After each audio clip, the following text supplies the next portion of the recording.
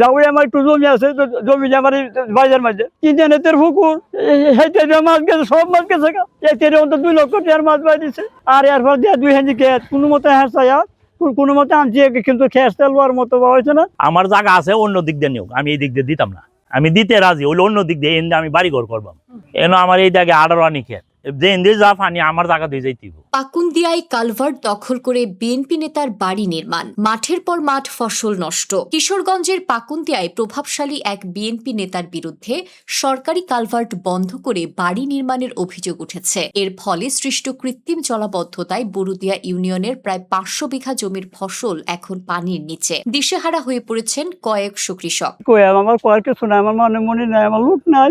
যাও আমার একটু জমি আছে, জমি আমার বাজার মাঝে কিনতে পুকুর মাছ গেছে, সব মাছ গেছে, অন্তত 2 লক্ষ টাকার মাছ বাই দিছে। পরে মাছ বাই বসে গেছে, পরে যারা জাল জুল দেওয়া হয়েছে। আর এরপর দিয়ে 2 হেঁজি খেত কোনো মতো হ্যাঁ কোনো মতে আনছি, কিন্তু খেস তেলবার মতো হয়েছে না। এর মধ্যে ফান্দি হয়েছে, আমরা বাসায়। কিশোরগঞ্জের পাকুন্দিয়া উপজেলার বুরুদিয়া ইউনিয়নের মধ্য কাগারচর বালুয়াকান্দা এলাকা, মাঠের পর মাঠ সোনালী ধানের ওপর এখন কোমর সমান পানি। হাড় ভাঙা খাটুনির ফসল চোখের সামনে পচে যেতে দেখে কান্নায় ভেঙে পড়ছেন কৃষকরা। কেউ কেউ মরিয়া হয়ে পানির নিচ থেকেই ধান কাটার চেষ্টা করছেন, কিন্তু বেশিরভাগেরই বিনিয়োগ আর শ্রম এখন কেবলই বিনাশের পথে। স্থানীয়দের অভিযুক্ত বিএনপি নেতা বুরুদিয়া ইউনিয়নের 2 নং ওয়ার্ড বিএনপির সাবেক সভাপতি আব্দুল খালেক ওরফে আলতু মিয়া সরকারি নিয়ম নীতির তোয়াক্কা না করে কালভার্টের মুখ বন্ধ করে বাড়ি নির্মাণ করেছেন। এতে পানি বের হওয়ার পথটি স্থায়ীভাবে রুদ্ধ হয়ে গেছে। ফলে শুধু ধান নয়,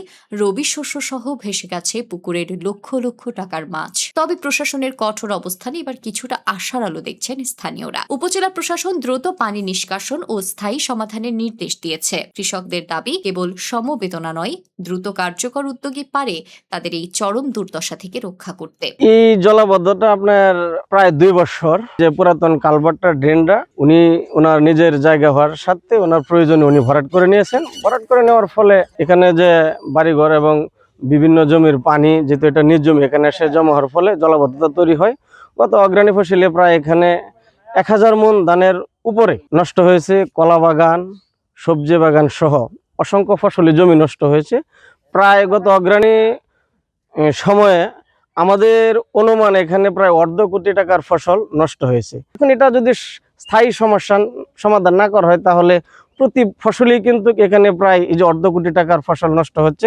এটা যেন উপজেলা প্রশাসন এবং জেলা প্রশাসন অতি দ্রুত এখানে পানি নিষ্কাশনের ব্যবস্থা করে দেয়। অভিযোগের বিষয়ে আব্দুল খালেক আলতু মিয়ার দাবি, তিনি তার নিজস্ব জায়গায় ঘর তুলেছেন এবং অনেকেই সড়ক ও কালভার্টের মুখ বন্ধ করে বাড়ি নির্মাণ করেছেন। আব্দুল খালেক ওরফে আলতু মিয়া বুরুদিয়া ইউনিয়নের 2 নং ওয়ার্ড বিএনপির সাবেক সভাপতি। আমি এনে বাড়ি ঘর করবাম, তারপর আমি জনগণকে ডাকছি, 3 দিন চেয়ারম্যান আইছে, জনগণ আইয়ে না। আয়না পরে চেয়ারম্যানে কইছে আমি কি করতাম, রুবেল চেয়ারম্যান বলে আনে দিলাম, আর কিছু করার নেই, রুবেল চেয়ারম্যানে কইছে। তারপর আমি আবার মাটি ভরিয়া একটা খাল বেকুদে কুদিয়ে রাখছি, তারা 5 দিব, তারা কেউ 5 দিল না দেওয়ার পরে আবার এটা মুঞ্জে গেছে গা। মুঞ্জে আমার বাইরের সামনে বাড়ি, পানি গড়ান যা ভাঙ্গে থাকা বাদে এই জানি গত বছর আমি আবার 13,000 টাকার 5 আনি আমি নিজে দিছি, জনগণ আইয়ে না। আনার পর এই তারে মাটি ভরবাম, আবার কইছি আপনারা 5 দেন, আমার টেদার বড়ি দিতাম না, তারা দিছে না, যে আমি বড়িয়েছি, আমার বাড়ি ঘর করবাম, আমার জায়গা আছে অন্য দিক দিয়ে নিয়োগ, আমি এই দিক দিয়ে দিতাম না, আমি দিতে রাজি হইলে অন্য দিক দিয়ে এনে আমি বাড়ি ঘর করবাম।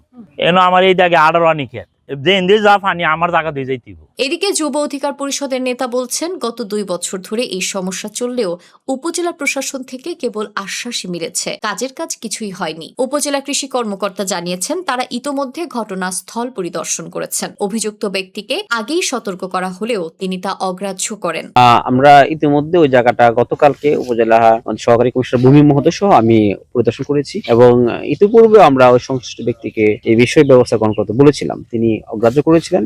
ইতিমধ্যে উপজেলা প্রশাসন থেকে নির্দেশনা দেওয়া হয়েছে, আগামীকালকের মধ্যে তিনি পানি অবসানের ব্যবস্থা করবেন এবং যে সকল কৃষকেরা ক্ষতিগ্রস্ত হয়েছেন তাদের ক্ষতিপূরণ দেওয়ার ব্যবস্থা করবেন। এবার প্রশাসন থেকে তাকে চূড়ান্ত আলটিমেটাম দেওয়া হয়েছে। এই বিষয়ে কঠোর বার্তা দিয়েছেন ইউএনও রূপম দাস।